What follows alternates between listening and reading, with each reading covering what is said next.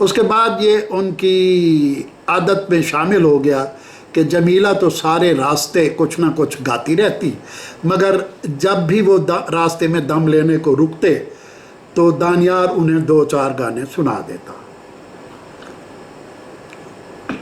उसकी आवाज़ में इतना सोच था कि कई बार जमीला का दिल भी भर आता।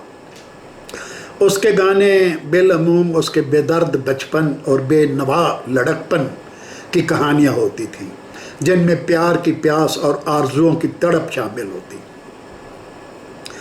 जमीला और सीत चूँकि उसके माजी से और हाल से दोनों से वाकिफ़ थे, उन्हें उसके गाने मशहूर कर देते।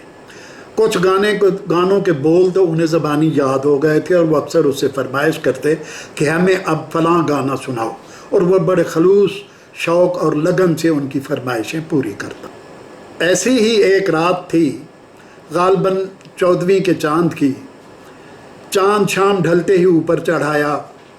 स्टेशन से निकलते ही कुछ आगे जाकर दरिया के कटाव से काफ़ी पहले दानियार ने अपना गड्ढा रोक दिया।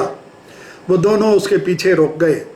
अचानक उसने एक पुरसोज नगमा गाना शुरू कर दिया जो उन्होंने पहले कभी नहीं सुना था। उसकी आवाज़ में खुदा जाने कहाँ से इतना दर्द समो गया था कि सीत की आंखें भीग गईं। जमीला का रेढ़ा उससे आगे था। वो अपने रेढ़े से उतरी और सीत ने उसकी हिचकियों की आवाज़ को महसूस किया, गोया वो भी रो रही थी।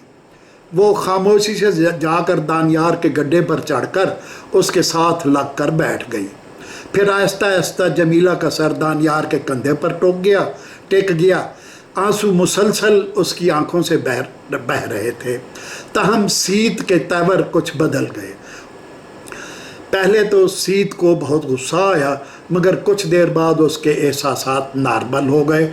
उसने बहुत अरसे बाद जमीला को रोते हुए देखा था और उसे पहली बार महसूस हुआ कि जमीला दानियार से मोहब्बत करने लगी है। वो ख़ुद भी जमीला से बहुत मोहब्बत करता था, मगर वो ऐसी मोहब्बत थी जिसका इजहार नहीं किया जा सकता। ताहम उसे इस बात की एक गुना तसल्ली थी कि जमीला कम अज़ कम ऐसी मोहब्बत में मुब्तला हो गई थी जिसका वो इजहार कर रही थी।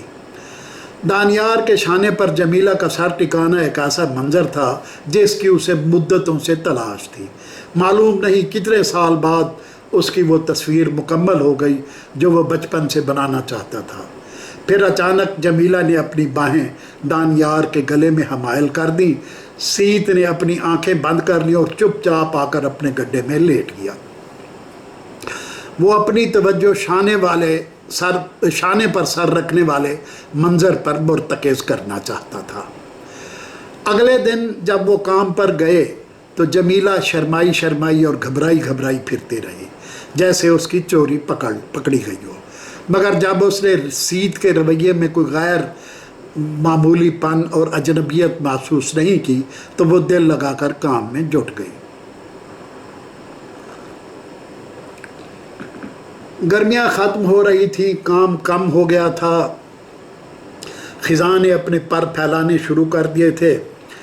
उस दिन सीत तबीयत की ख़राबी का बहाना करके घर चला गया और शाम को जब खलियान में वापस आया उसने जमीला और दानियार की वो तस्वीर जमीला को दिखाई जो वो सारा दिन घर पर बनाता रहा था, जिसमें जमीला दानियार के शाने पर सर रख कर बैठी थी। जमीला उसे देखकर न खुश हुई न उदास, बस वो उसे टुकर टुकर देखती रही। फिर बोली, क्या ये तस्वीर तुम मुझे गिफ्ट कर सकते हो, तोहफे में दे सकते हो? उसने इकरार में सर हिलाकर तस्वीर जमीला को दे दी, जो उसने लपेट कर अपने ब्लाउज में छुपा ली। 2 दिन बाद जब ट्रेन स्टेशन पर पहुंची तो उसमें से करीम नामी एक फ़ौजी निकला जिसे ज़ख्मी होने पर फ़ौज से फारिग कर दिया था। वो लोगों से पूछता पाछता जमीला के पास आया और बड़ी बेतकल्लुफ़ी से बोला, सादिक तुम्हारा खामन सारा तोफ के उसी अस्पताल में ज़ेर इलाज है जहां मैं था। मुझे फारिग कर दिया गया है, उसे भी कुछ दिन बाद फारिग कर दिया जाएगा। फिर वो हमेशा के लिए तुम्हारे पास कुरकुरू आ जाएगा। मैंने सोचा तुम्हें खुशखबरी देता जाऊं। दानियार एक कोने में खड़ा ये बातें सुन रहा था। न जाने उसे क्या हुआ कि वो उठा और तेज़ तेज़ चलता हुआ लोडिंग स्टेशन से बाहर निकल गया। जीनी और सीत बाहर आए तो वो उन्हें छोड़कर अकेला ही वापस जा चुका था। जमीला के मुंह पर भी 12 बजे हुए थे। उसका खूबसूरत चेहरा लटक कर लबूतरा हो गया था। सीत ने उसे वापस चलने के लिए कहा तो वो उदासे से बोली, किचनी बाला तुम जाओ, मैं अभी यहाँ बैठकर कुछ सोचना चाहती हूँ, मुझे अकेला छोड़ दो, मैं खुद ही ग्रैनरी आ जाऊँगी। सीत समझ रहा था कि सादिक के वापस आने की खबर पाकर वो कुछ अपसेट हो गई थी। वो एक दोराहे पर खड़ी थी जहाँ एक तरफ मोहब्बत और प्यार का रास्ता था और दूसरी तरफ ख़ानदानी रिवायात और बावफा बीवी की खिदमत गुजारी की राह थी।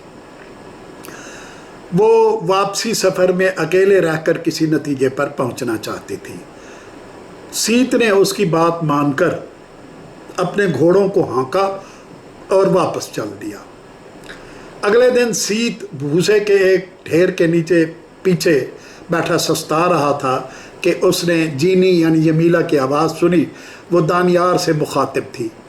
दानियार, मैंने सादिक को छोड़ने और ज़िंदगी तुम्हारे साथ गुजारने का फ़ैसला किया है, मगर उसके लिए हमें ये शहर छोड़कर कहीं बहुत दूर जाना होगा। क्या तुम मेरा साथ दोगे? दानियार ने क्या रद्द अमल ज़ाहिर किया या क्या जवाब दिया, सीत को मालूम न हो सका, मगर वो तसव्वुर में देख सकता था कि दानियार ने असबात में गर्दन हिलाकर जमीला को बाहों में भर लिया होगा। उसका दिल खुशी से झूम उठा। उसने तस्वीर वाली सच्ची मोहब्बत का भरम देख लिया था। फिर उसने ये भी देखा कि एक दिन बादल सुबह से खुलकर बरसे, सारा गांव जल थल हो गया। पानी तो ढलवानों से बहता हुआ दरिया में जा गिरा, मगर गलियां कीचड़ से लथपथ हो गईं। दोपहर के वक्त बारिश कुछ देर के लिए थमी और सूरज ने बादलों की ओट से निकलकर सीत को आंख मारी तो उसका दिल यकबार की धड़क उठा। वो बड़ी हवेली से बाहर निकला तो दूर दानियार और जमीला गांव का आखिरी मोड़ मुड़ रहे थे। दानियार के हाथ में एक भारी ट्रंक था और जमीला के हाथ में एक गठड़ी। वो कीचड़ में फिसलने के डर से दानियार के दूसरे बाजू का सहारा लेकर चल रही थी। सीत ने एक लंबी ठंडी सांस भरी और छोटी हवेली में किचनी माँ का दिल बहलाने की खातिर उसके पास जा बैठा। अगले हफ्ते सादिक भी महाज़ जंग से लौट आया। शुरू में तो सादिक को यकीन ही नहीं आया कि जमीला उसे छोड़कर चली गई है। उसका ख्याल था कि दानियार उसकी मासूमियत का नाजायज़ फ़ायदा उठाकर उसे बरगला और बहला फुसला के साथ ले गया है या अगवा करके ले गया है।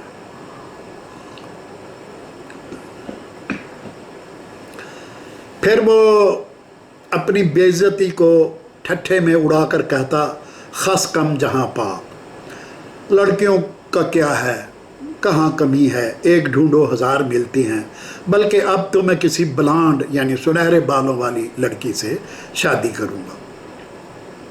लेकिन उसकी ये बेनियाजी और इदाकारी ज़्यादा देर कायम न रही। एक दिन उसे घर के संदूक से लिपटी हुई वो तस्वीर मिल गई जिसमें जमीला सरूर में डूबे अंदाज में दानियार के कंधे पर सर रख के बैठी थी। उसे जब मालूम हुआ कि ये पेंटिंग सीत ने बनाई है तो उसके गुस्से की इंतहा न रही। उसने सीत को गद्दार, बेहया, बेगैरत और न जाने किन किन अलकाबात से नवाजा। चंद दिनों बाद सीत भी गांव छोड़कर चला गया। वो आर्ट स्कूल में अपनी तालीम मुकम्मल करके एक और तस्वीर बनाना चाहता था जिसमें जमीला और दानियार गांव का आखिरी मोड़ मुड़ रहे थे। ये थी आज की कहानी, दानियार और जमीला के इश्क की।